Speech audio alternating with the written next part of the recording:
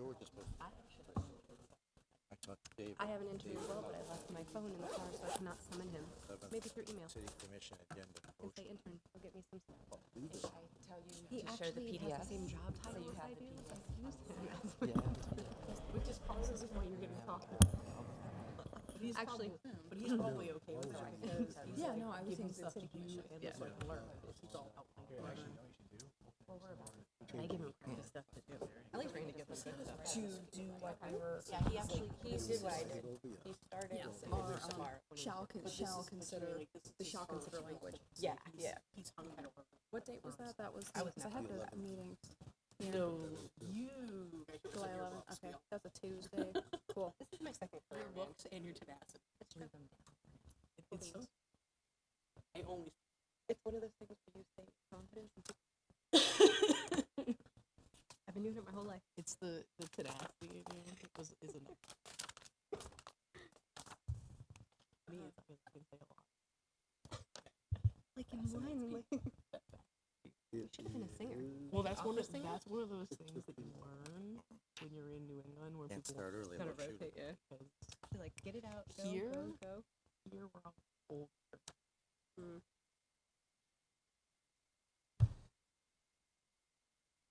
Are we all set?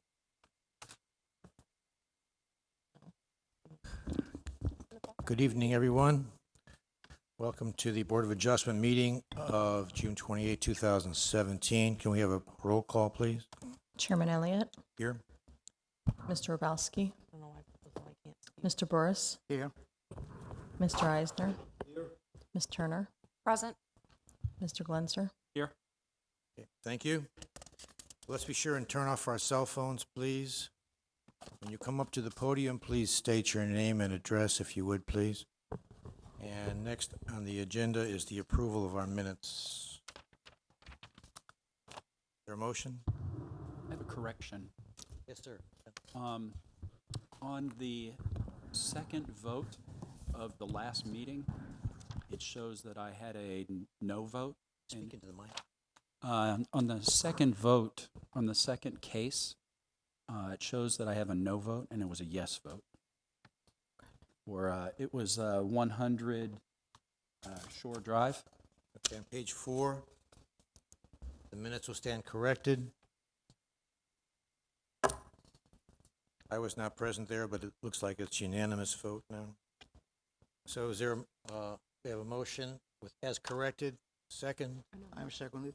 All in favor? Aye. Aye. I All right, the next item on our agenda is some comments from our legal counsel, if you would please, Erica. This is a quasi-judicial proceeding where the Board of Adjustment acts in a quasi-judicial rather than a legislative capacity. At a quasi-judicial hearing, it is not the board's function to make law, but rather to apply law that has already been established.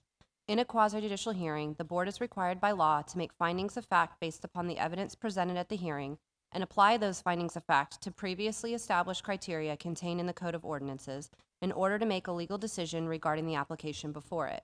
The board may only consider evidence at this hearing that the law considers competent, substantial, and relevant to the issues. If the competent, substantial, and relevant evidence at the hearing demonstrates that the applicant has met the criteria established in the Code of Ordinance, then the board is required by law to find in favor of the applicant. By the same token, if the competent, substantial, and relevant evidence at the hearing demonstrates that the applicant has failed to meet the criteria established in the Code of Ordinance, then the board is required by law to find against the applicant. Are there any members of the board wishing to disclose any ex parte communications or conflicts of interest this evening? No. Seeing none. Anyone who is wishing to speak this evening, if you go, please stand and raise your right hand to be sworn in. Do you swear or affirm that the testimony you're about to give is the truth, the whole truth, and nothing but the truth? I do. So sworn. Okay, thank you. Number 4 on our agenda is review of applications. I'm not sure what that means. That's actually an error. We're going right to the next application. Okay. All right, number 5 is the application of Wawa Inc., multi-part variance. I believe there are 5 individual aspects to this one variance, and I'd like to get a brief discussion as far as procedure. This is one variance. We have to vote at the end, one motion Is that correct, council? That's correct. It's an all or nothing variance. Okay. Any comments about procedure? There's 5 parts to 1 variance. The applicant's welcome to make any comments. We're going to apparently hear from the staff all of the variances at one time.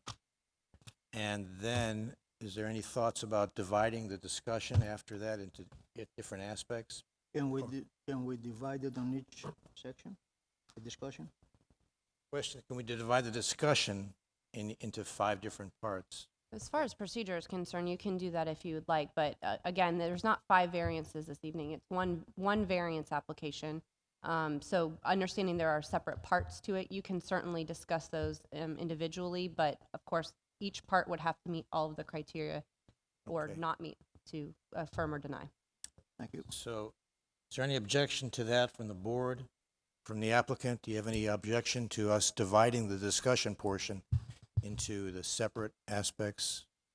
You're welcome to introduce yourself and state your position on that. Good evening, Katie Cole with the law firm of Hill Ward Henderson, 600 Cleveland Street, Suite 800, Clearwater, Florida, representing the applicant. While your attorney advised it's one application seeking the approval of the collective variances, I think if the board has an issue with any one component of those waiver requests or variances, we're certainly happy to have a discussion with respect to them individually. I think the preference would be to look at them holistically as the concept site plan was provided that identifies each one of the variances necessary from the special area plan. Any comments, Erica, on that? Do you understand what she's saying? No, I think. I understand what she's saying. She's saying that, I mean, if Ms. Cole would like to present the application in total to look at it holistically, I believe that's at the discretion of the applicant. So you can certainly discuss the portions individually, but the applicant is welcome to present it as one. Okay, and if there's any individual problem, they can withdraw one aspect or no? No, not the way that it's presented. It's presented as one application, but you can certainly put conditions as you are want to on the affirmal or denial of the affirmal. All right, so the let's just, approval or denial. all right, just do a wait and see attitude and see if there's any issues. If there are, we'll address conditions at that point. Is that, we're all agree to that? So staff will make a presentation on the whole thing, and then when it comes to the board's questions, we'll break it up into the 2 or 3 or 5 parts. Is that fair? Is that okay? You can do that. That's certainly fine. Okay. All right, then, if you would please, Ms. Erwiller. Okay.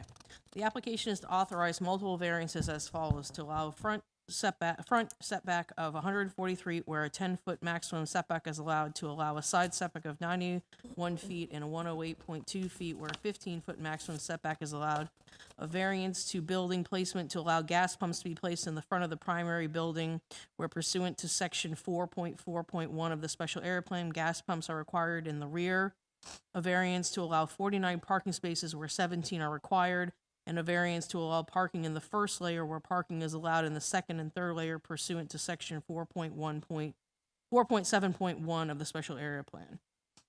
The next section, the code requirements, are the actual sections of code within the special area plan that are relevant and pertinent to the application. The project is located on the northwest corner of Mears Boulevard and alternate 19. And the zoning is a transect T5A, which is the zoning district, with a future land use of the community redevelopment district. A transect is simply a zoning district. It's a different type of way of breaking up zoning based on a different type of coding system called form-based code or smart code. It's not a confusing, it's not meant to be confusing. It's meant to be a different way of breaking up the landscape over a range of different uses based on going from a rural environment all the way up to a very urban environment. So that's what a transect is. I hope that that alleviates any confusion that any of the members might have on the difference between that and your general zoning code, which you see on a more regular basis. The property is currently vacant and consists of 1.83 acres. It's located on the corner of Mears and South Pinellas Avenue, and the proposed use of the property is gas station / convenience store. The use is allowed by conditional use within the T5 transect for our CRA infill code, Essentially, that means that after the decision of this particular application, the applicant, if they're successful, will go on to a further public hearing process, including a conditional use and a site plan. At that time, that's when the use will need to be proved that whether it's compatible. Things like traffic, things like noise, environmental impacts. Those are the type of things that we deal with during the site planning process. That's the purview of the Planning and Zoning Board, and that's the purview of the Board of Commissioners. So those decisions and those items are the things that will be taken up during that conditional use process. This is the southernmost parcel in the community redevelopment area, and there are 3 different zoning schemes or schemas in this area. You have your general land development code schema on 2 corners. You have a 3rd special area plan, which is your Mears Town Center special area plan, which differs from the current special area we're talking about, and the Sponge Docks or CRA infill code. There are 3 different, vastly different regulations for those corners of Mears and Pinellas Avenue. As a result, it causes a little bit of a conflict because of the fact that you're going to have different regulations depending upon which corner of the property of the intersection that you're in. The applicant is requesting relief from a variety of sections of the special area plan. Looking at the existing and planned development patterns in the area and the configuration of the neighboring properties, the applicant is correct that a strict adherence to the infill code may not be feasible given the proposed use. The environmental sensitivity of the property and the physical constraints of the property bounded on 3 sides by roadways does justify some relief. So really, staff is going to go through the criteria that set up the basis for the requested variances. And with that, the first is the need of the requested variance arises of the physical surrounding shape, topographical conditions, or other physical or environmental conditions that are unique to a specific property involved and which do not apply generally to property located in the same district. This is one of the few parcels within this transect that remains undeveloped. As a result, the environmental sensitivity, the roadway situation where you're having 3 different roadways intersecting on this property is very unique to this particular property because it's the one corner property in this transect. A matter of fact, right across the street's a separate transect. So you're talking about the one property that remains vacant, that's has some environmental conditions on top of having these three physical roadways coming together in a congruence of issues. So as a result, there is a physical hardship with development on this property. Both those factors are unique specifically to this property and located in this transect. The conditions or special circumstances peculiar to the property have not been self-created or have resulted from the action of the applicant or with prior knowledge or approval of the applicant. The requested variance is not a self-created hardship. The conditions are the result of the physical location of the property and the environmental attributes of this particular property. Literal enforcement of the requirements of the city's Tarpon Springs Land Development Code have the effect of denying the applicant reasonable use of the property or legally conforming buildings or other structures, and the requested variance is the minimum variance that will make possible the reasonable use of the property. For this particular use, this is a minimal variance. They're asking for a group of variances in an attempt to address not only the environmental sensitivity, but also the physical constraints of those 3 additional roadways that are all intersecting at the perimeters of their property. The moving of the gas pumps to the front of the property, which is one specific portion of this request, is a secondary use in front of the primary use, which is what causes the building placement piece and what causes or deviation for the building placement piece, and what also causes the setbacks to be different than what's required by that code, which are maximums rather than minimums, is basically the result of wanting to move those gas pumps as far away from the environmentally sensitive portions of this property up onto the front of the property. By doing that, by moving the storage tanks up front, you need to move the gas pumps up front. It makes logical sense. So as a result, that's the reasoning for that particular portion of the variance. The building placement and the setbacks are specifically derived with the need to move those things out of the environmental sensitive areas, which are on the rear of the property. Again, the parking within the first layer is very limited. There's not a lot of spaces that are actually in that first layer. Under the special area plan, the property is broken up into 3 different layers. There's the first layer, the second layer, and the third layer. Parking is generally relegated to the second and third layer. In this particular case, with the location of the air stations and a couple other things, they've had to actually move some of the parking up front into that first layer of the property. And again, they have a first layer of property that's very unique. If you look in the special area plan for how property is actually laid out, it doesn't even contemplate 3 different roadway frontages. It contemplates 2. It shows you what the first layer is on the primary road, which in this case would be Pinellas Trail, and it shows, or Pinellas Ave, and it shows you what the secondary frontage would be, where that first layer lies with the secondary frontage on, in this case, Mears, but also on the other Apricot Lane also provides that secondary frontage. So they have 2 secondary frontages, which is unique, and our special area plan, our diagrams in that book don't even contemplate that issue. So as a result, you have a very unique situation here where they're doing the best that they can to get the things that need to be out of the environmentally sensitive areas, but at the same time being as sensitive as they possibly can to the special area plan, the intention of the special area plan. So while the parking that they are putting in the first layer is very limited, it is there is a reason to ask for a variance for that, because our code does not support that. The intention of using the second and third layer is to provide parking behind the rear of a building. In this particular use, that's not really a feasible option because of the orientation of the building that you're working with and the type of use that you're working with. Okay, and in fact, it reduces the proposed the use of the property. The drive aisles are a little bit larger, and we've actually asked in the conditions for the applicant to limit those drive aisles and that type of thing to address some of the additional issues that we're having with the location of parking and the sizing of some of the structures for moving in and out and around the circulating around the property.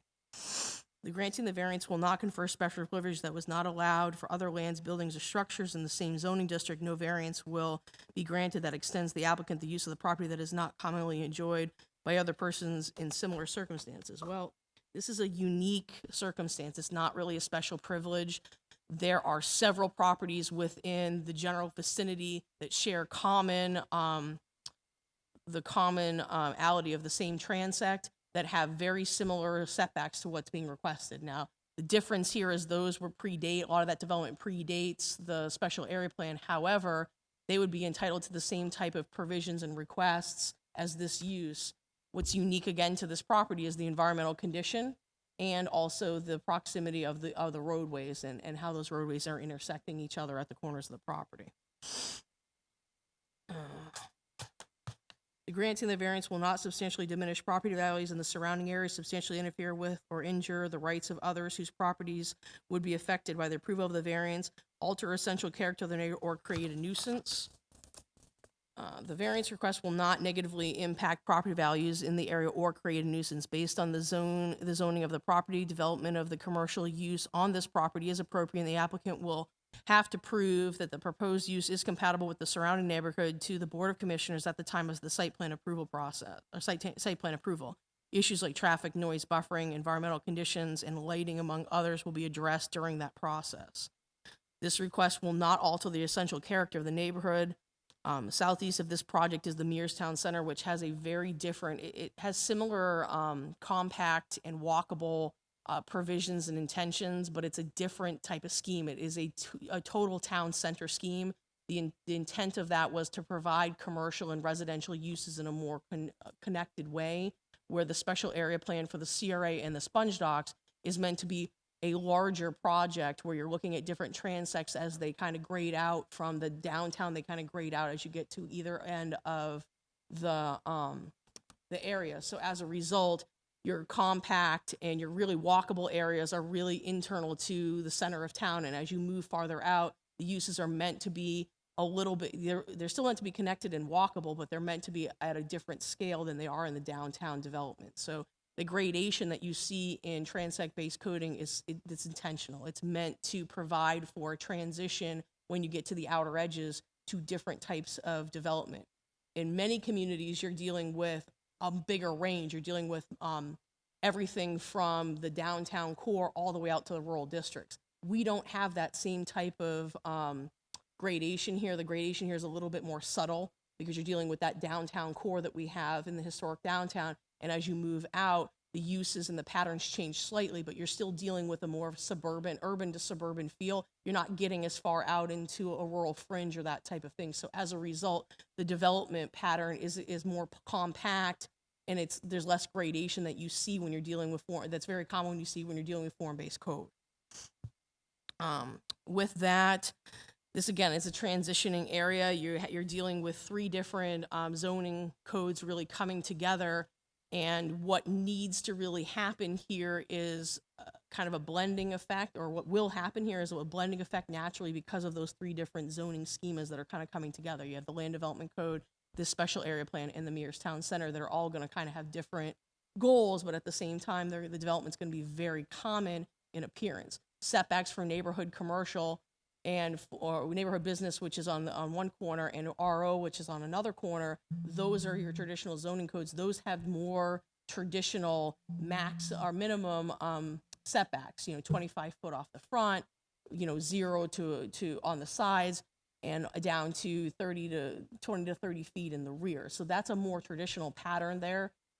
What you're going to have, the appearance you're going to have here is going to match a little bit more similar to the variance that's being requested here, where you'll have a larger setback, a smaller rear setback, and in this case, you'll end up having larger side setbacks because the property is just so wide. You have a very wide property here that you're dealing with. You're dealing with almost 2 acres of property. And with that, notice was provided to property owners within 200 feet of the subject property. The legal notice was published in the Tampa Bay Times, and the property was posted. Staff has received many phone calls and several emails from both proponents and opponents of the request. You have copies of all of the written correspondence at your desks. I know it's also been emailed to you as we've received it. Please look through that and be aware of what are the concerns and comments of the citizens who took time to write in and express their concerns. And with that, the findings of fact are, again, I'm not going to reread the request. We've already gone over it once. The property is bounded on 3 sides by roadways and has a large wetland along the western property boundary. The requested variance is not self-created. The literal interpretation of the requirements of the Land Development Code would deny the applicant reasonable use of the property. Development of this property is severely impacted by the existing wetlands and the 3 road frontages. Without significant variances, the proposed use would be unable to be developed on the property. Granting the variance would not confer a special privilege to the applicant. There are other existing properties in the special area that already enjoy these same type of allowances with increased setbacks, building placement different than what's allowed by the special area plan, and the parking in the first layer. Granting this variance would not diminish the property values, and the request does conform to the general intent of the Land Development Code and policies of the comprehensive plan. This last provision, it does meet the general intent of the special area plan, this type of development, the types of waivers and variances, whatever you want to call them, warrants is what this code deals with. These types of uses, form-based code lends itself to allowing a prescribed type of development, but allowing for more flexibility. This code was put in place to encourage that flexibility, to provide for more variety of uses in a more compact urban setting. All right, that's the intention of this code. So I would also argue that this particular request is in meeting the general intent of the special area plan. While it doesn't meet every provision, it is meeting the general intent of the plan. With that,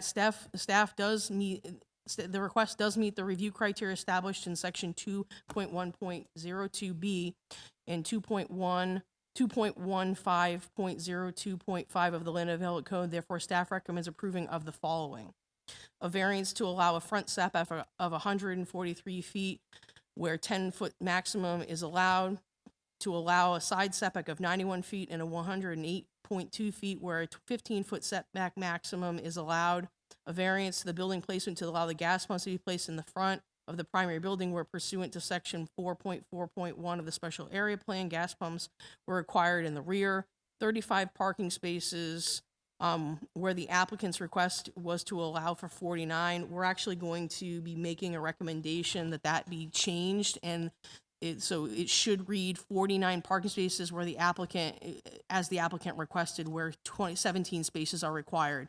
And that specifically, I'm going to be addressed a little bit further down in the conditions. We've had some discussion since the staff report was actually provided to the board, discussing some other options for the provisions of the variance to make it a little bit more sensitive to the provisions of the special area plan. And a variance to allow the first layer where parking is allowed in the second and third layer pursuant to section 4.7.1 of the special area plan. And the approval is contingent on the following conditions. The first one, I'm going to read these modified conditions into the record so that you guys will have this and we can further discuss the changes that have been requested. There shall be no more than 48 parking spaces constructed. No less than 13 spaces shall be constructed with an alternative surface, a maximum of 35 impervious spaces. Number 2 should read, parking spaces shall be a maximum of 9 by 18 with the exception of ADA spaces. Number 3, the driveway widths are to be constructed at a minimum of 25 feet. Number 4, drive aisle width shall be a minimum of 24 feet and a maximum of 30 with no more than 2 drive aisles being greater than 28 feet. Number 5, an enhanced buffer is to be provided between the proposed use and the adjacent residential uses. The required plantings along the drainage retention area are to be enhanced and calculated at a coverage rate of 40%. Staff may approve alternate planting locations during the site planning process. All site lighting is to be shielded and directed away from the right-of-ways in the adjacent residential areas. A lighting plan with pole locations, pole height, type of fixtures, and illumination values is to be submitted to the Planning and Zoning Department at the time of building permit review for approval. Bike parking may be provided consistent with Table 2F of the Sponge Docks and CRA Code Appendix B. Essentially, staff does not have a lot of heartburn with what the applicant has requested for revising the conditions. We agree and have no objection to the conditions as I've read them into the record at this point. They are slightly modified from, at least the first 4 slightly modified from the conditions that were shown in the staff report. And with that, I can answer any questions that you may have. Okay, thank you. Under our rules of procedure, the next item is the supporting argument by the applicant, and you're welcome to cross-examine the staff if you like to. So if the board can hold your questions, please, until the applicant has submitted their request. Thank you. Good evening, Chairman, board members. Again, my name is Katie Cole, representing the applicant. A couple of housekeeping items. I did not hear that the staff was accepted as expert witnesses with their testimony, and so I was hoping that Ms. Erweiler could give a brief recap of her experience and ask the board to accept her as an expert. I'm sure I'd be glad to do that. I have 10 years of 10 plus years of experience. I have a master's degree from the University of Albany, and I have an AICP, which is a certification from the American Institute of Certified Planners. I am considered expert witness at this point. Thank you. Also, I wanted to, the revised conditions that were discussed, I have copies here that I'll hand you. I did want to make, for the record, one correction in condition number 2, that it's a minimum of 9 by 18 size spaces, not the maximum. It's okay.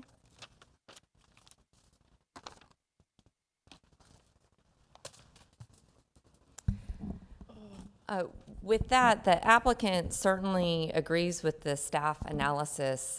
In its application, the applicant presented several other additional arguments justifying the granting of the variances that were accepted. And I believe you have a copy of that application, and it was included as part of the staff report in the package that came to you and as part of the record tonight. It was interesting, just a little background, moving forward with this, because on this site, obviously, gas stations are permitted as a conditional use, and they're permitted in many places in the special area plan. But as the staff report indicates in Ms. Willer testimony stated, it's very difficult for a gas station, which is a permitted use, even as a conditional use, to meet many of the design criteria. And so when we started this process, we met with staff and discussed what could meet the intent of the criteria and how could we proceed. And so that was how the site plan developed. This is proposed to be a Wawa store, and as you may be aware, Wawa started not as a gas service station at all, but as a food service, and it's much more comparable to food service stores. So the parking ratios and the location of the parking is reflective of a food store, and we were just talking in the hallway, think of it as a Panera that happens to serve gas, because it wasn't until the 90s that this 100-year-old company even began to sell gasoline. We know that you've received emails from citizens, and certainly many of the residents who live in the condos along Mears Boulevard are concerned about the development of this parcel generally. Many of their comments seem to be specific to the use, which is not at issue here tonight. What's at issue here tonight is the request for variances and whether you have the evidence that there is evidence presented that they meet the criteria in the code, which so far the staff has presented a significant amount of that evidence. I did want to talk the details of the site plan and some design, and I would like to invite the engineer for the project, Gregory Roth, who is here tonight with Bowler Engineering. I have his resume and would like to enter it into the record and ask that he also be qualified as an expert.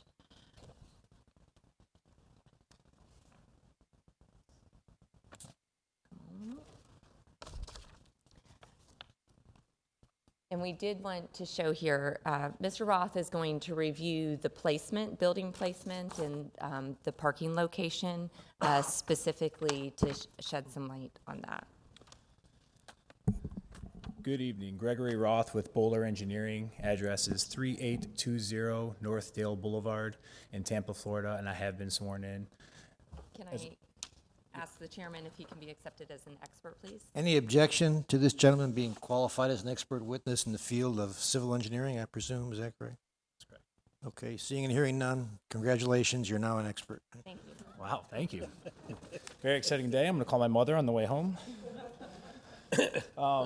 So as Katie mentioned, and as was very well stated within the staff report, this site does have several constraints that we've had to deal with when laying it out. And we've actually looked at several different iterations of a site plan until we came up with what is before you today. Obviously, the intent and looking at the special area plan would lend itself to want to have a rotation of the building and the canopy. We've looked at that. We've looked at the opportunities that were presented with 3 different right-of-ways. And I say opportunities, but in the back of my head, I keep thinking the word challenges because it makes it very difficult to be bound by 3 Sir, can you right-of-ways. move the mic up a little bit? Absolutely. Can I'm you sorry, all a hear little him? taller Can than you- Katie. Better. Thank you. So in addition to the opportunities with 3 right-of-ways on our north, east, and south, we also had another opportunity to our west in relations to the environmental sensitivity, the wetlands in that area, and the water very close nearby. So in an effort to do our best to meet the intent of the district with which we're located, as well as be cognizant of the environmental sensitivity of the water on the west of the property, we have settled on a site plan that has the canopy and the underground tanks located on the east side of the property, closer to the right-of-way. What this does is allows us from our site design and the drainage design to keep the more intensive areas within a normal use of a convenience store with gas to be further away from the environmentally sensitive areas. And those areas, we obviously have to provide treatment and attenuation of the stormwater before it's discharged. So from the intent of the design of the site plan, we made every effort to keep those in a location that made the most sense from where the site was laid out environmentally.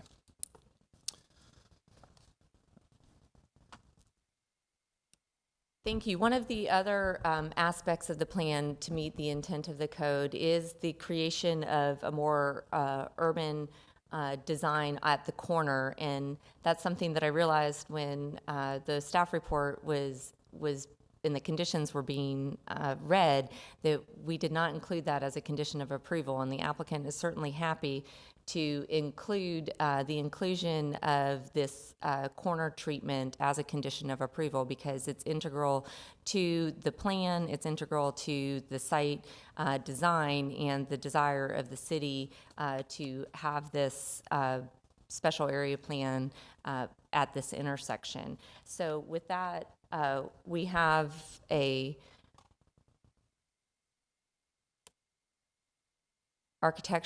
some architectural renderings to show this. The corner rendering, it's waking up, sorry.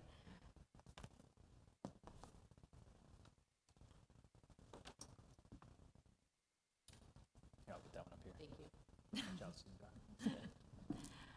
The corner rendering was included in your package, and this shows just a sketch of the corner rendering, but we do have a better kind of flyover aerial set in the actual corner so you can see it when it wakes up. So here is the site set on an actual rendered specific to the existing conditions. And you can see the vacant land to the west, which has previously been approved for a residential townhome project. Going to Mr. Ross' testimony, the more intensive uses of the site were intentionally placed on the front of the site to give that buffer from residential areas, which is also something that the plan talks about, is having those buffers. So while there's an 8-foot buffer shown on the site plan, that's the minimum required buffer. In actuality, there's over 20 feet of landscape space in the rear, and then additionally, there's stormwater area. So from this, Josh, can you go to the corner so they can see the corner treatment with the fence? You can see that there's an existing PSTA stop on Alt 19, and it's proposed to continue to treat that PSTA stop area similar to the proposed architectural features, and then have a wall treatment to create a pedestrian-friendly atmosphere as requested in the special area plan. As Heather spoke, the first layer of parking is generally limited to the 4 parking spaces, which aren't necessarily used as parking next to the air pump area on the north side of the site. And there's 6 additional spaces on the south side of the site there at the corner.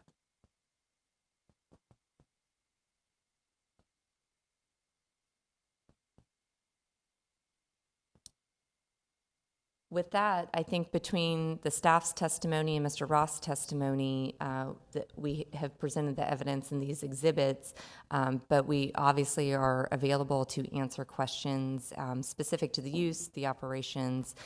We do have a number of people here with Wawa and the development group. I think it's also important to note that prior to the special area plan being approved, that there was a prior approved site plan on this site that included about a 12,000 square foot drive-through retail facility.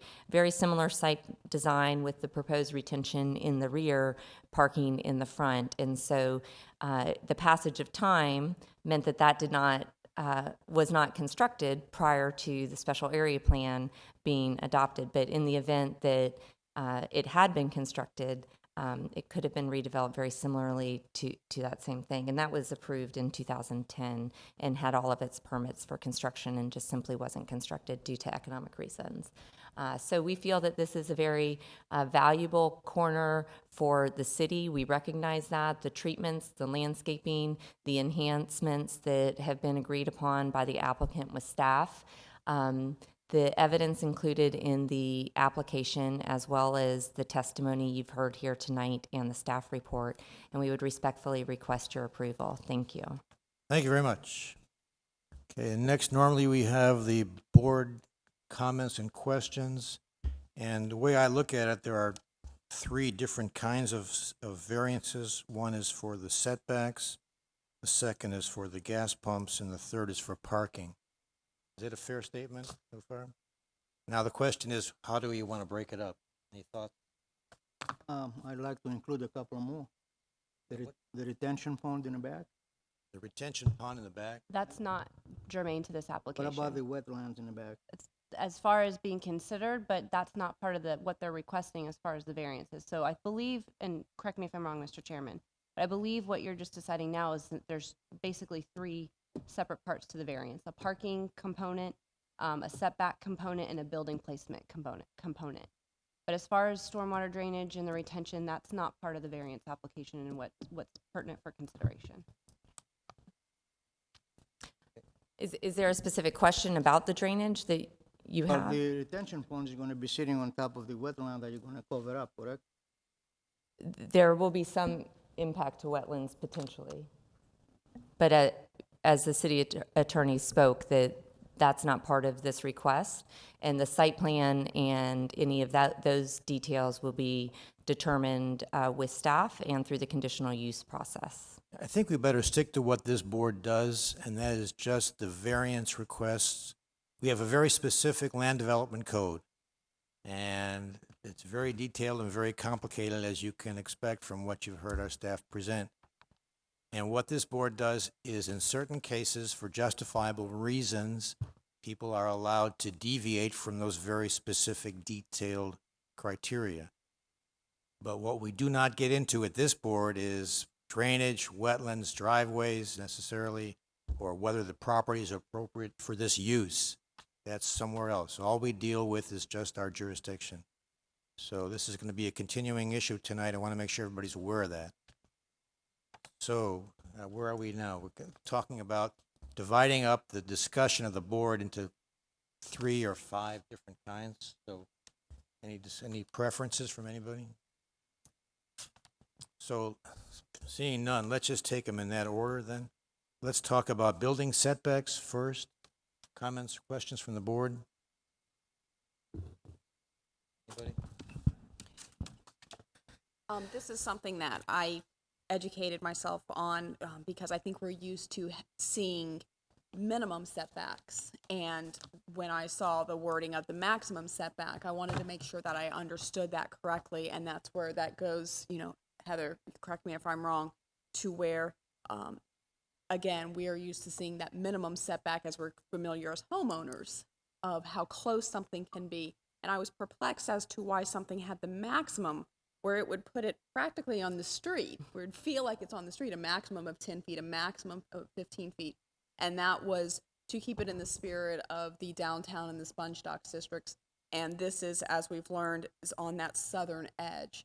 So it's almost like a flip-flop of what we're used to seeing, if I'm understanding this correctly, if I can just make sure I'm clarifying this for my fellow committee members, of setting it further back. So it's almost like flipping it in your head. Heather? Is there a reason for this? It would help us understand why there is a maximum. Okay, so the intention, again, of a form-based code is looking at building placement, and the major intentions of this plan were walkable, compact development. When you do walkable, compact development, it's very common to have buildings up on the street. It frames the corner of a street and that type of thing and provides for a more appealing scale for development. Now, that can go 2 ways. When you're dealing with very tall buildings, which we do not have here in Tarpon Springs, you get outside of human scale. All of the buildings here in Tarpon Springs are human scale, so your version of that building placement is intended to provide for public spaces where there's an interaction between the private and public realms, where you have a desire to have, which you saw in Katie's rendering that's been provided here. You know, we have a bus transit stop. We have this knee wall attempting to create that real interesting and interactive place between the public and the private realm. But the intentions of maximum setbacks are that the building can literally be anywhere from 0 to whatever that maximum is, anywhere in that thing. So in the case of 15 foot, it's anywhere from 0 to 15 feet is where the building is to be placed. That's a very large building when you're talking about a 1.83 acre parcel, when you're talking about a 10-foot setback on one side and a 15-foot setback on one side, another 10-foot setback on the other side. You're basically creating all building. And the intention of that is to provide for maximum development of that property, so you can maximize that development by creating a compact environment. And along with that is reducing the amount of actual hard surfaces you have outside of that building. So that's really the intention of the special area plan, is to provide that maximum development potential for building while minimizing the impact on the land that you're actually developing on. So you want to build it closer to the roadway so that you actually take up less space is the intention, with other amenities. All right, thank you. Any further answers to that question from anybody? Applicant? I'd also like to point out, with respect to the setbacks and the building placement, one of the things that does drive that is the number of parking spaces. And as the special area plan requires a fewer number of parking spaces than the regular code does. So if this use were being constructed across the street, for example, there would be a requirement of 46 parking spaces. So, but because the form-based code has different language, in downtown core, a retail use may want fewer than that because you're maximizing your adjacent property. But here, as the staff pointed out, it's next to a suburban shopping center. It's a vehicle-centered use. It's cars will be there, and so it was designed to meet what the standard code, which drives where the building can be once you provide sufficient parking for this. I think it's also important to note, along with the parking and the vehicle use at this intersection, as you all know, Mears Boulevard extension going to US 19, this will become the designated evacuation route from this portion of Turpin Springs. And so there will be vehicles along here looking for this use. Thank you. Any further comments or questions about the footprint of the building variance? I have a question. I don't know if you're going to get an answer to this, but Heather, isn't Ace Hardware similarly placed on the, I know you're going to give me the normal answer of we're not going to consider that, but I'm still going to ask the question. What you said. What I said. So I'll give you Play lawyer two, and questionnaire at the same time. my 2 cents on that. Essentially, Ace Hardware was developed at a time prior to the special area plan, so it does not respect the provisions of the special area plan. Any redevelopment of that property that wouldn't utilize the existing structure would have to meet the conditions of the special area plan as it is now. But you are correct. The appearance of the Ace Hardware building and several other buildings along that corridor and that area that are all in the same transect do have similar setbacks to what we're talking about here, but they were developed at a time prior to that form-based code going in. And prior to me living here as well. Yeah, you were not here yet. Also not competent. Okay. Relevant to this Any application. further questions about the building footprint issue? Yes, I have a question. You indicated that you want the pumps in the front. For what reason? No, the pumps is the next. I'm forgetting. Okay, that's fine. Go ahead. Pumps. John? No, I'm good for right now. All right, then. Public, by the way, you'll have ample opportunity to say whatever you want to after we're done with our question. Okay, the next aspect of the variance then is the gasoline pumps. And George, I know you want to talk about that. Yes, and the reason for the gasoline pumps going to the front? Certainly, as testified earlier by Mr. Roth and Ms. Erwiller, the site circulation and providing the more intense uses, both away from the residential area to the rear and away from the environmentally sensitive areas. So trying to move all of that away from the more sensitive rear site. So you anticipate any kind of spillage or anything No, sir. to be on the tarmac or the concrete area that you have, correct? That's another reason you're moving it to the front. In the rare instance, if there were a spill, yes. Where that spill go to? It would, I can have our engineer speak specifically to the design of the tanks because they're self-contained. Am I saying that correctly? They're self-contained tanks, so they would be immediately shut off and contained in a vault. I'm talking about surface spillage on the surface itself. A car I'm is trying to filling up- envision how a surface spill may occur. A car is filling up gas and the customer inadvertently keeps filling it while the gas is spilling out. It would be on the concrete in the front. Okay, and the concrete obviously eventually is going to spill into the retention pond, correct? Whatever is left And there. Mike, can you maybe help clarify, what criteria does this go to? I'm confused by the line of questioning, I apologize. We are asked to give a 143-foot extension on this property. And also, we are doing the same thing on the sides. I'm trying to understand, this whole thing is gonna have concrete and asphalt. Yeah. It's a gas station. Right, Where is all this gonna go to? and I'm still confused by which criteria that applies to on the variance application. On the criteria that you gave us, that the pumps need to be in the front for environmental reasons. Okay, okay. That's what I'm asking. If we heard from the engineer on this, is he still here? Mr. Rowe? So Understand his question? Question is concern about spillage of gasoline from the pumps. What would happen? There's surface spillage? Well, with the surface spills, then there's mechanisms in place to clean that, obviously, as with any gas station. So there would be an opportunity, and the intent on our end is to keep that as far away as possible from an environmentally sensitive area. So by having that ability to have a quicker time and able to clean up a spill at a surface, then you're able to address that before it gets into the stormwater system and into the pond. But you're absolutely correct in the fact that the site is designed so that any surface water ends up in the conveyance system, which ends up in the pond. But by putting it further away from that environmental system, you inherently have more time to address any situation that could occur. So besides the fire extinguishers that you're gonna have by the pumps for safety reasons, for fire, you're gonna have also hoses for any problems that you may have? There are mechanisms in place within the operations to address that. Okay, that's all I'm asking. They Thank have you. to meet state law to Absolutely. do that. Okay.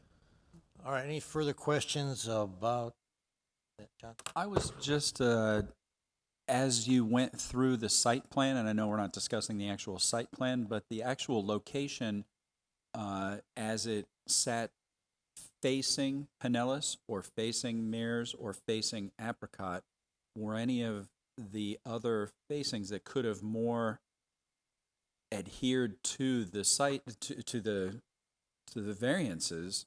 If you would have faced it towards Mears, could you have come more in compliance with the code?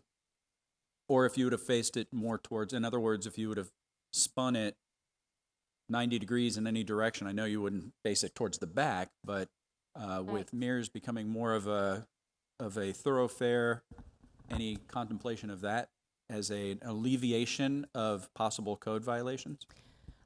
Certainly, we sought to minimize the variance requested, and this is the result. The location of the canopy and the size of the required canopy, certain aspects of the law with respect to the distance between gas tanks and the primary building that are done. So this was the minimum siting possible to have. If you can see on the site plan that's included in your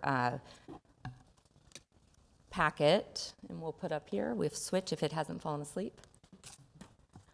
You can see that the gas tank in the front, kind of to the north side, along Alt 19 is the location of the underground storage. And that's about as close to the road as it can get, thereby moving everything as close to Alt 19 as it can get. So it's putting those tanks and the heavy uses as far away from the rear as possible resulted in the specific site. Hey, John, Dennis? Yeah. Any quick question? Now that the tanks are so close to the roadway, this is just for my own curiosity, Where would the fill-up tanks? We sit? happen to have a truck route plan that we can show you.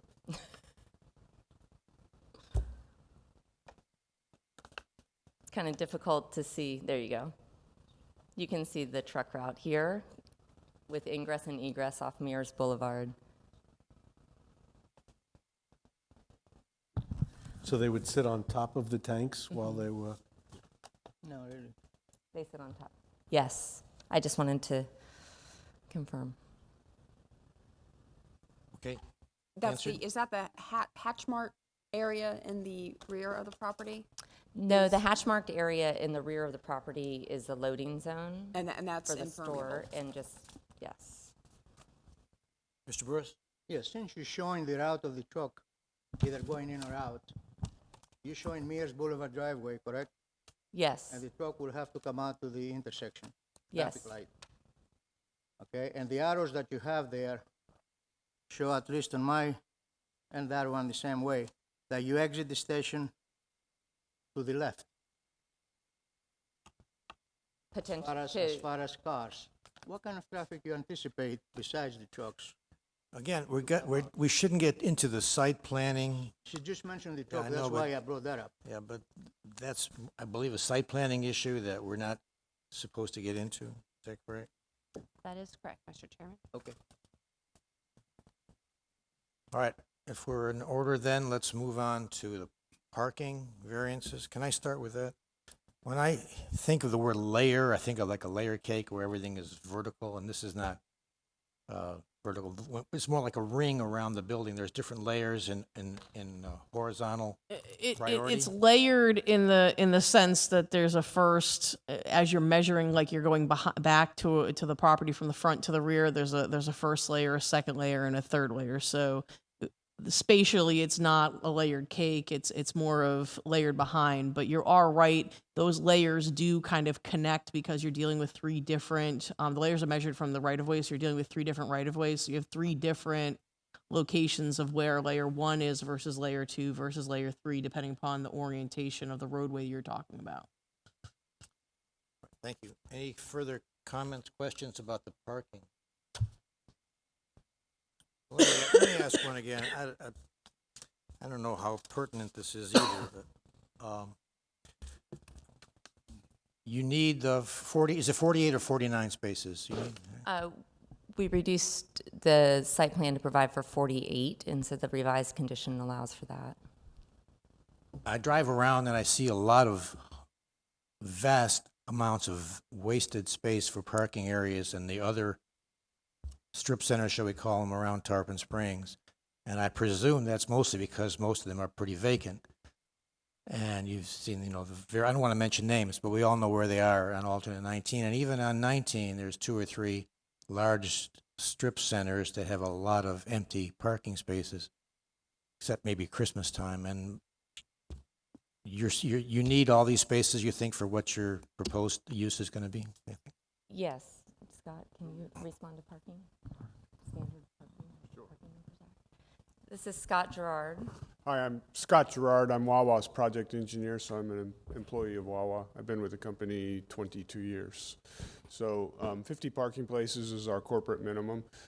We run 800 stores in 6 states, and we're serious. I mean, we do know what our parking needs are for our stores. If you visited any of our stores in Tampa, we don't believe any of them to be overparked. If we have less than 50 as our minimum, we're willing to go down to 48 on occasion when necessary.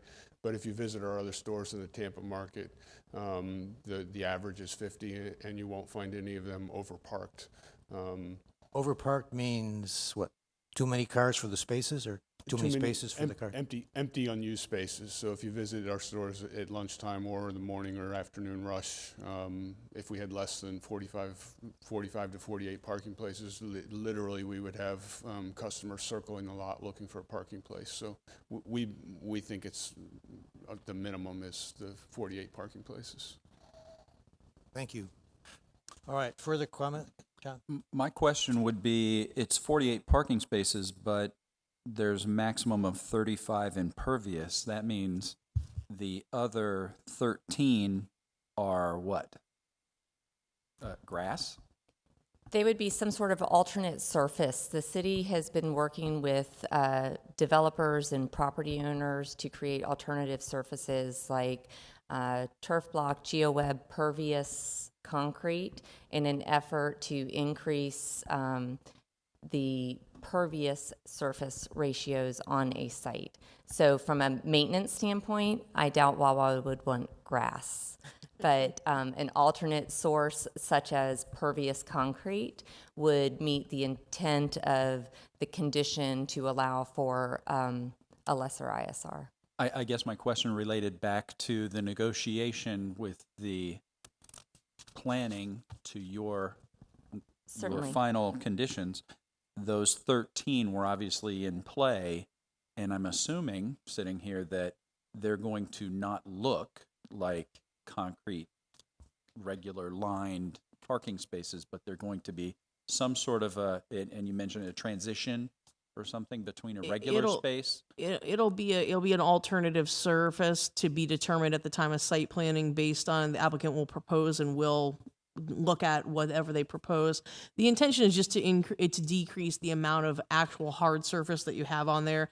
It still may appear, I mean, if you're using pervious concrete, it's going to appear like concrete. You won't know the difference of that. However, in a rainstorm, you will clearly see the difference between regular concrete and a pervious concrete. So and it circles back around. My consideration then is to the pure number of 48, not of 35 plus something else. Correct. The total number will be 48, 13 of which will be some alternative surface where 35 can be That a hard someone surface. else decides. Correct. Got it. Okay. And that ratio, they will not be held to that ratio. If they choose to put in more pervious concrete, I am not going to complain about that Right. or some type of alternative surface, but we want to make this as respectful of that special area plan as possible, and that really is one of the intentions of the plan.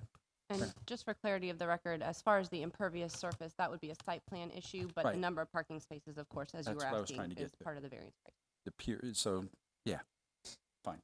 And maybe this is something that can be clarified by the gentleman from Wawa regarding the number of parking spaces. I travel a lot for work, so I have been to many Wawas and many other gas stations. And the varying sizes. How does Wawa determine the number of parking spaces that they need per size of the building itself? Because it is 2 acres, but is this Wawa in comparison to other Wawas? Maybe, we have a couple up just in Pinellas County that are relatively new. Is this smaller, larger, comparable? What are the variations of the sizes of these Wawas? Because I think we have, as, just residents, a picture in our head of how big a Wawa is. That's a good question. There are 2 sizes of Wawas, and they only differ by 200 square feet. So this is very comparable to any of the other Wawas from a size standpoint that you would see.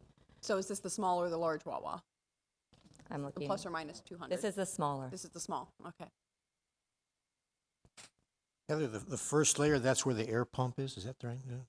Yeah, the air, if you're looking on the site plan, that is considered the first layer on that transect Northeast corner? Now, if you're looking at it from Apricot, it's just above the first layer, so it's in the first layer when you're looking at the South Pinellas Avenue. But when you get up to Apricot, that layer thins out, so the first layer is not as thick at the top of the picture as it is on the side, running down Mears Boulevard. Again, the buffer, where is that going to be? It's not the buffer. We're talking about the layers of the Yeah, but property, where's the which are buffer measured in distance. Where's the buffer going to be? The buffers are shown at the very edge of the property. Again, you're not dealing with a fully developed site. We don't have nor should we have at this point, a landscaping plan. If I had one, I'd be a little bit skeptical that we were going to get there. But at this point, the buffers are kind of just penciled in as where they're going to be, because until they're planned with the plantings and we actually work through all the site planning issues, though that's a moving target. And so the rough idea of that, though, I believe, is what we're looking at of the Correct. the white, Correct. border in a way. Mr. Chairman, the code requires an 8-foot buffer, and so that's the line that's shown on the site plan. But as you can see, being respectful of the staff's concerns about the amount of impervious surface, there's a greater buffer provided. Are any further questions from the board? For parking or for layer one? Let's or go how back, we're going? anything. We Okay. can go back. I guess one of my questions back to Heather, not being fully well versed in what the different CRA infills and the LDCs are, is the actual, and I know we're talking about site plans, but it once again determines where the building kind of floats within, but It's more, yeah, in this particular case, the building doesn't need to respect the layers. The building is dealt with by the building placement standards and the setbacks that are required. In this case, we're deviating from them.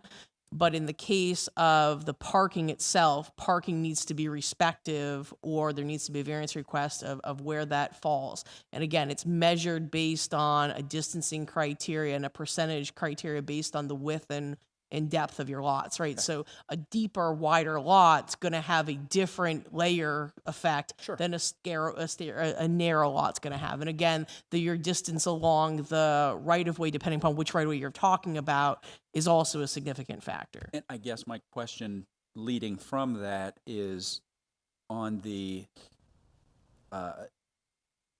in the development ideas and conceptual landing, is there contemplation for dumpster areas that are closer to a roadway or No, something like that? dumpsters are specifically within the third layer, and had they brought a dumpster in the first 2 layers, they would have got the same answer that they got on the last project that did that. It was absolutely not.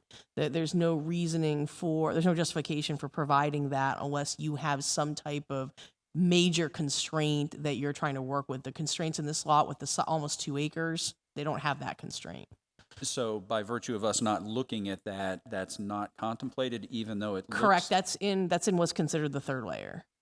but it would be the first layer if you were looking at apricot, right? It would be that is okay. Again, you're dealing I with know we're apricot. dealing with the 3 streets. Exactly, you're dealing with the third street. That is outside of the required layer for apricot, because apricot's the least. Each of these roadways has its own classification system, which drives how those layers are derived. And that is the lowest classification streets, a residential street. So as a result of that, the layers are the smallest there. So Okay. I hope that kind of clarifies it. It did, but if we're still going with questioning, one of the points we're supposed to consider is the land value going up or down. And I know that townhouses are, I mean, it's the docks are there, and that Apricot Street is eventually going to service as a pretty major thoroughfare for those people, and they're going to be driving past that layer of Wawa in and out. And I wondered how we arrived at there's no property value loss based on what those people would have or not have. You know what I'm saying? Well, right now there is no property value, with the exception of what that land is valued at. It may have been cleared and ready for development, but without the development actually there is no impact to the actual property value. The fact that the dumpster, which is treated and meeting the minimum required treatments for both the land development code and the special area plan, it's going to have walls around it. It's going to have it's not going to be unsightly like you're looking for a dumpster. not So saying as a anything of result, that. I'm just- I don't necessarily go along the same thing that just because there's a dumpster there that it reduces the value of an adjacent property. Right. That's And I'm not, that kind of goes back to where did we decide that the corresponding neighboring properties, not 2-3 blocks away or anything like that, but an adjacent property right abutting with the waterway and having boats tied up and things like that. I would wonder if there was an expert in real estate or something that would determine what the value was. Maybe it increases it. I don't know.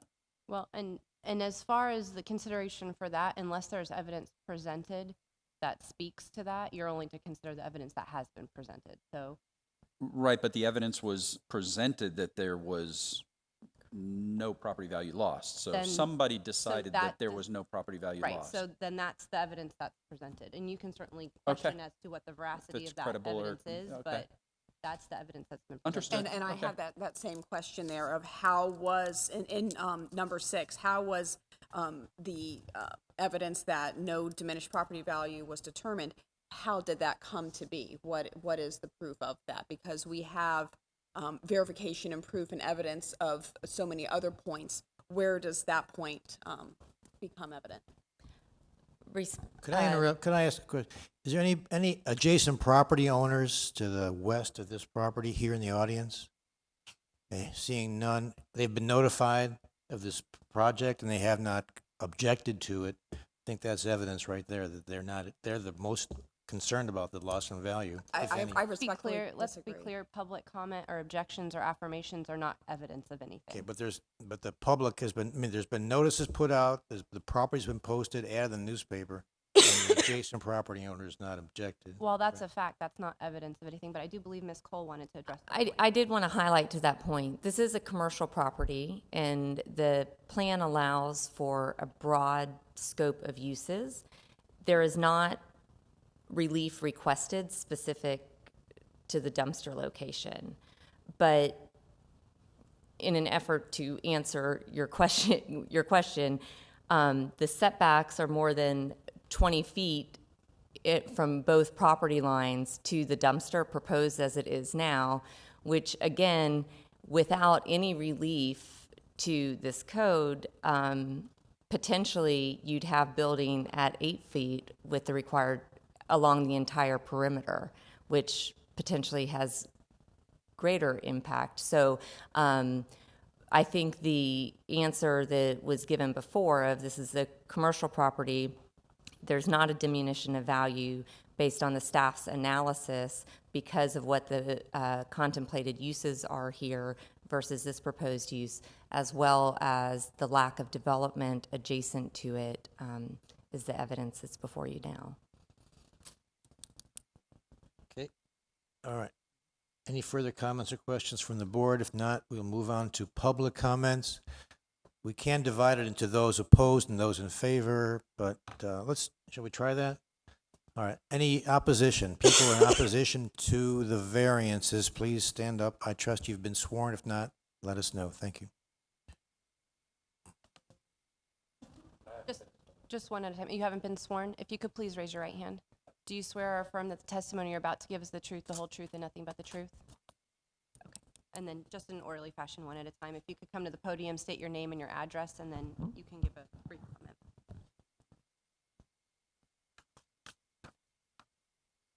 Patricia Borowick, can you hear me okay? Yes. Okay. I'm at 2604 Oak Circle in Tarpon Springs.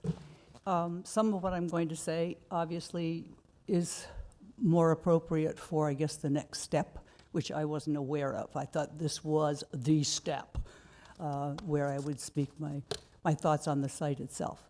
But I think some of what I will say does apply to you, so I'm just going to go ahead and say what I had planned to say. Also, is there a way that I could be assured of when the next hearing will occur, when you actually talk about the site itself? Is there some way that I can be informed of that? Because I don't scan the Tampa Bay ads looking for stuff like this. I can tell you that the city will post public notice of all meetings. They're posted here at City Hall, they're on the city's website, and then they are advertised. Those are the 3 ways that public. They're notice on is- your bulletin board here and on your website? Yes. Okay, as long as it's on the website. Thanks very much. I don't understand why this board is even considering this proposal. Even if there were no variances needed for it to go forward, I would oppose it for 2 reasons. And let me preface my comments or questions by saying I also don't understand why this matter has been brought up for discussion when an estimated 1/3 of the immediately affected taxpayers are out of town.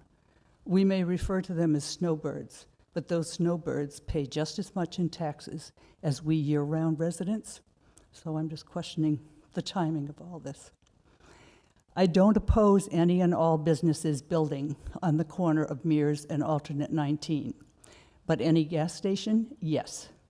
On the 2.5 miles of road between Klosterman and Tarpon Avenue, there are already 4 gas stations, 4 of them, one of which is about a half-mile away from where this one wants to build. A 5th gas station serves no purpose and provides no service we don't already have in abundance. Why would you even consider putting such a redundant business there and consider several variances to do so? This leads me to my second and far more important reason for opposition. This unnecessary gas station you're considering making allowances for would be built in an area FEMA has designated as a flood zone. And before anybody brings up the other gas stations, I think probably at least 3 out of the 4 were built before FEMA made those designations.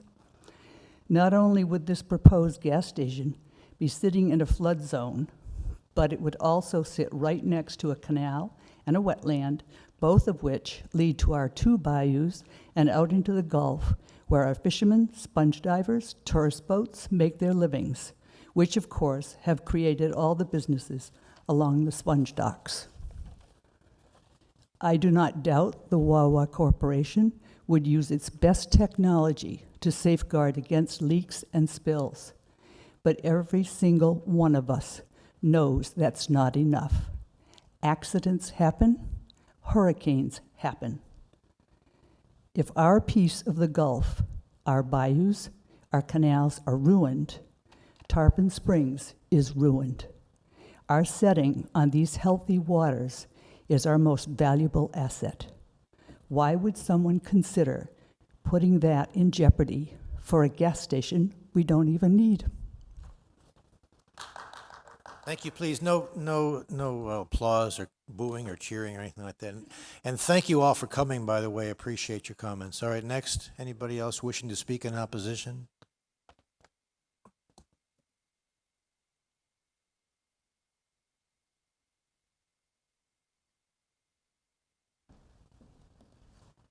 Good evening, thank you. My name is Karen Cleary. I live at 327 Moorings Cove Drive, and my condo is connected to the canal behind there. And I would like to say that first, I wanted to know if anyone had asked if, for the environmental impact, was anybody from the EPA called or considered or approached about this beforehand? And I think that that should be utmost, and that you should, before you make any decision, consider that, because the proximity to the waterway, the stormwater runoff, the waste system, and the spillage is a possibility.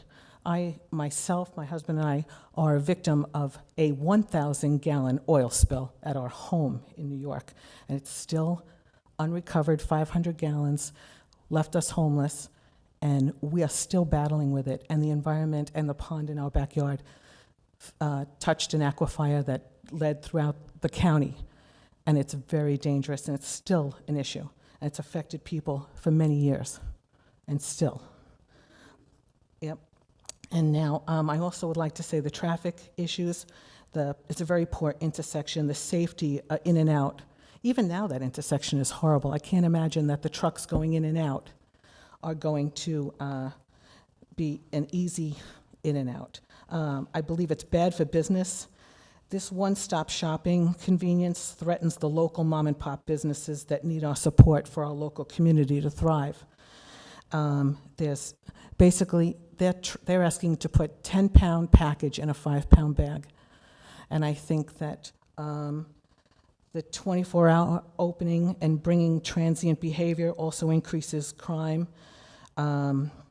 It sets a bad precedence for the area that we're working so hard to restore and protect, especially its historic and the charm of Tarpon. And because you represent us, the people, asking that this right here to protect the residents of the community that you are here representing, and say no, and let them go elsewhere.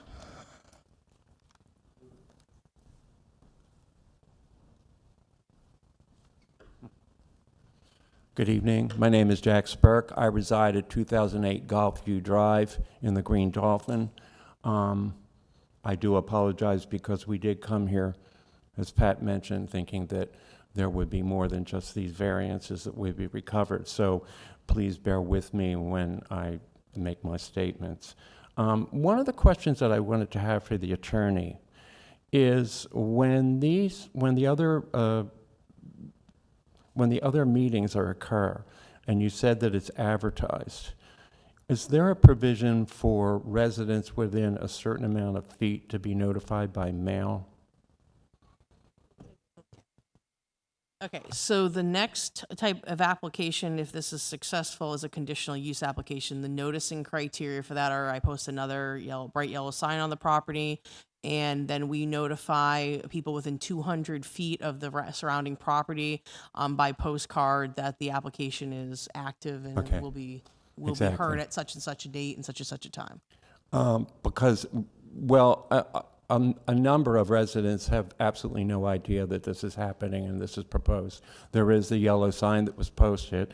It's not very viewable, and it's been moved a number of times as far as notices go. That's besides the point.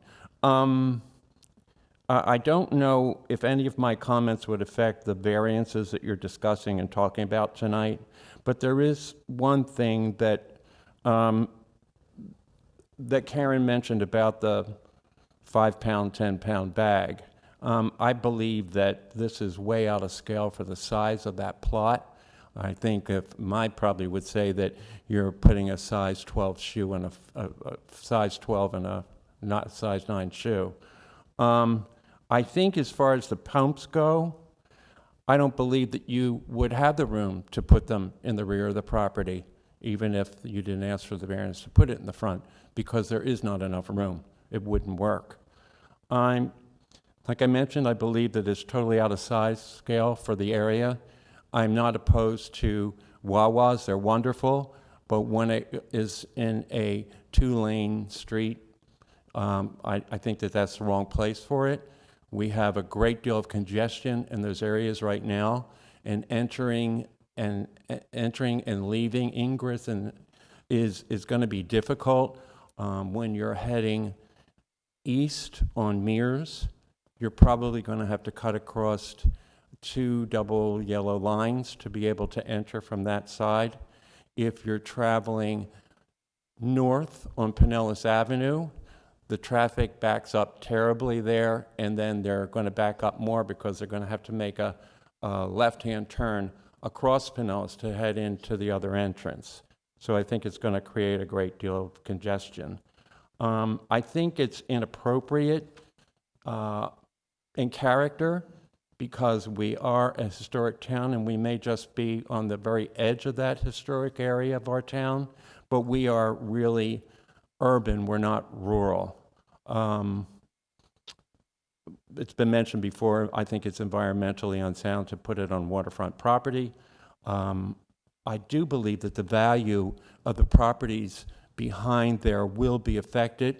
There may not be buildings there now, but there's a number of townhomes that are planned with docks, and certainly they're not going to want to look at the back of a Wawa building. I understand they want to redirect the lighting, but I still have a concern about the illumination for the people that live in that area. It is a residential area that would be affected by 24-hour lighting. And thank you for listening. Thank you. Anyone else in opposition?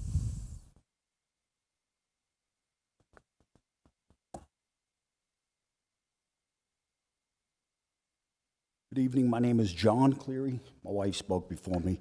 First off, what she said about you representing Tarpon Springs, to our ability to make this place real nice. We've been coming down here since 1976. I was a kid when we started showing up down here. Of course, my father-in-law, which I'm a 9/11 firefighter from New York, retired. Lost a lot of my friends. It's another story.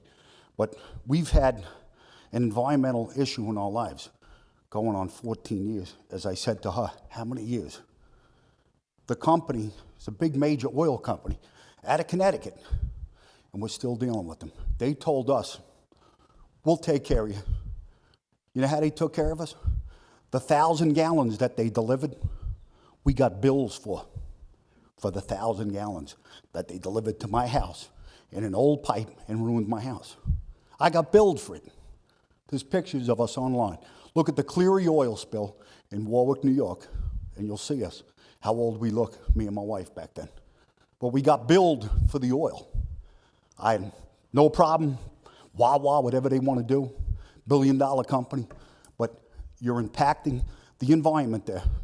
You got water. We were on a pond. It went into the aquifer system, which goes to the next farm, 14 acres, cows and everything. Oil goes underwater. It travels through dirt. I'm sure through sand it'll be a lot easier than dirt where we came from. So you're representing us, which is the second time I'm asking you, all right? You're calling for a special variance to do this. This is what this is all about. This variance has to be specialized to put a gas station in there. You've already approved townhouses with canals back there, which your planning board already approved. So what do you say to that guy now, or somebody that's going to buy that property? No problem. You already approved that. So now you're moving on to something new. Across the street, you got a shopping center that's completely empty. It's a ghost town over there. It looks like, I don't want to say the word, but it looks like crap. So before you go jumping onto something new and impacting the environment, which me and my wife, we walk around there. I need to lose a couple of pounds. We walk every morning around that section. That whole piece of property is soaking wet in there. You got a problem. The gentleman over there, probably about the only one who's asked that environmental questions. What happens to the gas and the oil that you might be putting in your engine up front? Where does it go? This pervious thing for the birds. Don't give me some big word that we're going to have to go look up. Pervious. You know, gas, oil is going to seep into that canal, and you're going to ruin the environment there. Like my wife said, guess what? It's not the EPA, and it could be because it's the ocean out there, but the DEC is the one that should be contacted. Do an environmental impact on that property and find out where you're at before you go approving a little nightmare like that. Because this picture over here, this looks like you're on 6 football fields. Bring that down to actual size so we can see it out here and see what that thing looks like. Because it's a little corner, and like my wife said, 20 pounds of crap in a 1 pound bag. That's what you're doing there. So my word's done, and if you do it, I'll probably walk by chuckling at you. That's how I look at it. So on the other note, thank you very much for listening to me. Any further comments in opposition? Anybody in favor then? Any people in the audience wishing to speak in favor of the application for the variances? Seeing and hearing none? Mr. Chairman, do you just want to close the public portion of the hearing? Okay. All right. The public hearing portion of the public portion of the hearing is now closed, and it's now time for the board to make a discussion. Actually, Mr. Chairman, if you wanted, if you could give the opportunity for staff and the applicant I'm to sorry. present a Thank closing you. argument. Thank you. Staff and the applicant, any further comments? We have no additional comment. Ms. Cole? Thank you. Just in closing, I did want to address just some technical things. And one is that the use as a conditional use at the site is not an issue. Your code provides a matrix of all of the uses that are permitted, and as staff indicated before, while this may be a conditional use, that decision will be made by the Planning Commission and by the City Commission. The standard for review in these applications is, is there competent, substantial evidence presented that, and the applicant both presented that evidence in its application, as well as the staff, as well as the experts here tonight, and there was no alternative evidence presented that says that it does not meet that criteria. And that's the burden. Is there evidence for you to weigh on one side or the other? And tonight, there has been no evidence. While there have been opponents to the general use and concerns expressed about the environment, which we certainly appreciate and I assure you will be absolutely addressed during the site plan process, the question presented tonight is competent, substantial evidence to support the variances before you. There have been 2 qualified experts, and I didn't qualify Mr. Gerard, but certainly with his experience as both an engineer and with Wawa, he would qualify as a 3rd expert, offering you that evidence upon which to base your decision tonight. We would respectfully request your approval, and again, I assure you that we hear the concerns presented and will certainly respond to those with staff in the site plan process if you do grant these variances. Thank you. Thank you. Board members, any thoughts, motions? I have a question. The code that provides for the pumps to be in the back of the building, Say that again, I missed it. the code that we have on the books provides for the pumps to be in the back of the building, correct? And we want to move them to the front. That's correct. The code says that the primary, secondary is behind the primary. I have owned 2 gas stations. I fully understand that, and it's not illogical what I'm going to say. Does the code provide for a gas station to have the pumps in the front? Only the gas station. This code does not differentiate based on use the building placement. The building placement is superior to the uses. So in that case, no, gas stations don't have any type of leeway that they're granted under the special area plan that's any different than any other structure. So the building itself should be closer to the road, so the whole area looks more like a suburban area rather than an urban area? Is that the idea of the code? No, exactly the exact opposite. It's meant to be closer to the road to look more like an urban environment, not a suburban environment. The intention of the code is for a compact, walkable development with the setbacks as outlined in the code sections that provided in your staff report. Okay. Is the code available? The code is on the website. It's Appendix B on the Muni Code website, which is a link available off of the city's webpage on the Planning and Zoning website. Thank you.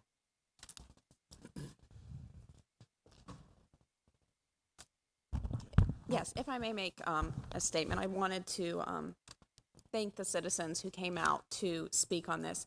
And as you did graciously note and understand that this board is charged with reviewing the applications for variances, and that is our only responsibility here this evening. The environmental and traffic and economic development concerns that you have raised are, of course, serious issues and are best addressed in the next phase of the process, which we have been told about, which is in that site planning phase. So I just wanted to thank you for coming out tonight, taking the time to show your concern for our community, because, you know, we are a really special town, I believe. Otherwise, we wouldn't be sitting here, and you wouldn't be here as well. So I just wanted to thank you on that. One more thing. Mr. Eisner? I also wanted to add to what you had to say. You know, I do appreciate all the comments that we get and all the decisions that we have to make. We serve 12 months a year, so it's not our fault that there are people who are snowbirds. So if they're not here for the decisions of what we make, we're still going to make the decisions 12 months a year. So I did want to make a comment regarding that. There was also another comment about being redundant in gas stations, and we don't have any decision to make. If there's 15 gas stations on a block, we still have to approve according to whether they meet or don't meet our variance. And I did want to make a comment to my fellow New Yorker. I was a first responder in Hurricane Sandy and Hurricane Irene, and they are going to have gas in the ground, not oil. I did oil backup as well, and I understand your concern for it, but gas evaporates, oil does not. So not that we can make any decision, yay or nay, regarding that, but you're comparing apples to oranges, so I just wanted to let you know. Okay, let's not get into a debate here, please, John. No debate, just Okay, facts. All right, thank you. All right, any further comments from the board? Are we ready for a motion?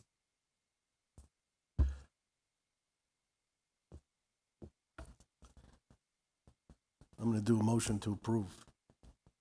Motion to approve, Mr. Eisner, is there a Can second? I just clarify, is it a motion to approve with the revised conditions for approval? Can we- Yes. Okay. Okay. I'll second. Motion is second, a discussion on the motion. And that's with all the conditions that were added tonight. We all know what they are, correct? Yes, and those were the conditions for clarification, that we had the revised condition of approval, points 1 through 4 were revised. There was mention about an enhanced corner, landscaping. Where exactly is that noted? That's on the, that's number 5. So the revised conditions for approval are on the separate sheet 1 through 4, but then the conditions 5 through 8 remain unchanged.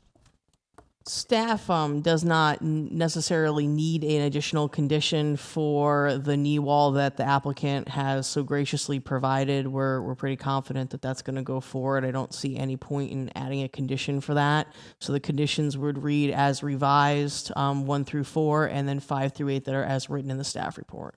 Thank you for the clarification. Roll call, please, Kim. Mr. Glenzer? I'm sorry, the motion was to approve, yes? I vote yes. Ms. Turner? No. Mr. Eisner? Yes. Mr. Burris? No? Chairman Elliott? Yes. Near the chair, the motion's carried 3-2. Thank you very much, everyone. You're welcome to listen to the remainder portion of our meeting, but it's strictly housekeeping. And feel free to go if you like. Next item on the agenda is staff comments. Staff has no additional comments at this time. Okay, board comments. Anybody? Well, I'll say something. First of all, you have 2 men of the year on either side of the chairman tonight. Congratulations to them. Thank you. Duly anointed, well deserved. I don't think he heard you. Yeah. You're a man of the year. You knew that. Rotarian of the year. Okay, well, I didn't want to qualify it at all. So it sounds more impressive. But Man of the year. okay. Person of the year, I guess, even better. We got the attention of the Board of Commissioners finally, and I got word that at the next City Commission meeting, July 11th, there's no meeting, of course, July 4th, there'll be a motion made to give the Board of Adjustment a one-time opportunity to propose changes to the Code of Ordinances, as we've been talking about for a while. And we'll need to set a date for a special work session. Excuse me. I imagine that would be sometime in August for that. So if the motion of the City Commissioners does pass, then we want to be ready with our proposed changes to the code, and that would include something in writing if you could. I'll have something, and of course anyone else is welcome to present those to the work session, and hopefully we can pass a motion at that time to bring it to the Board of Commissioners' attention. I plan to be at the meeting of the City Commission on the 11th, but I don't know if there's any need to be there.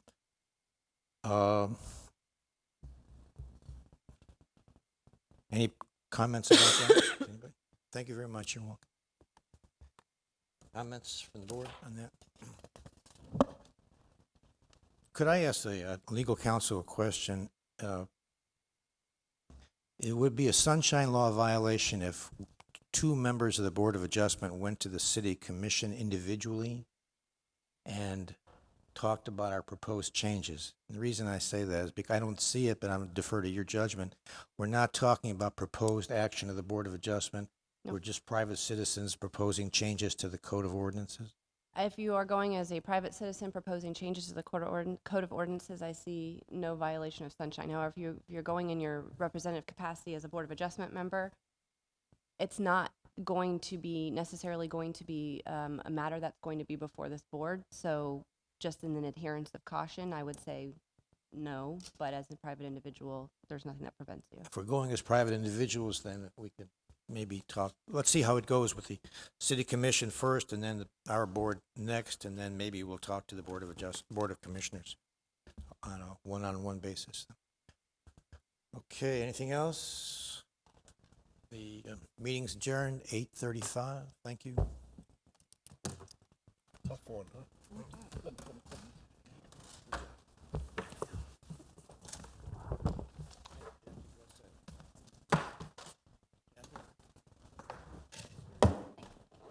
Good points.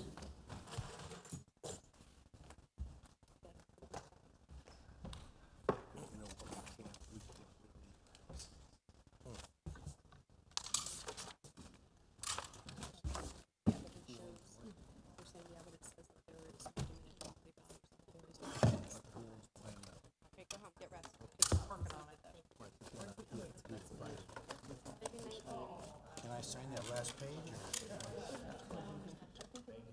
You're welcome, gentlemen. I'm sure I will be in touch. You're going to be stuck with us for a little while now. Okay, good.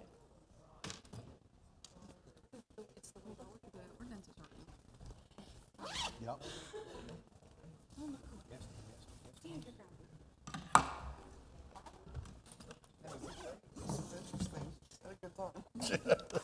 Interesting from that side, headache from this side. You know what though, but I did student government and I had the chair and so this just reminds me of all that. It's not easy, but Thank you guys for did a serving. good job. Appreciate it. Just need to carry my weapon when I walk outside. You need a bodyguard. I got you, Mike. I'm good. I got you.